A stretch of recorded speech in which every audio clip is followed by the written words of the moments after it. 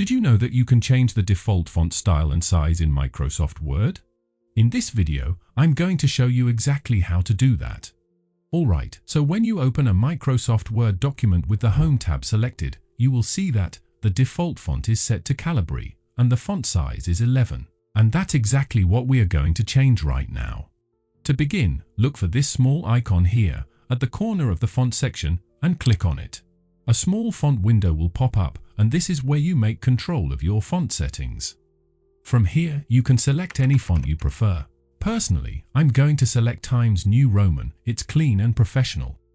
For the font style, you have a few options here. For me, I'll stick with regular. It's the safest choice for most documents. And for the font size, I'm setting mine to 12. Now, when you are happy with your selections, click on Set as Default button right here. A small dialog will appear with two options. If you only want this change to apply to the current document, select the first option.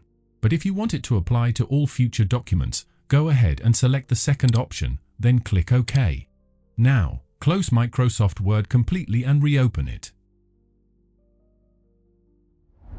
As you can see, the font is now Times New Roman and the size is 12, exactly what we set as our default.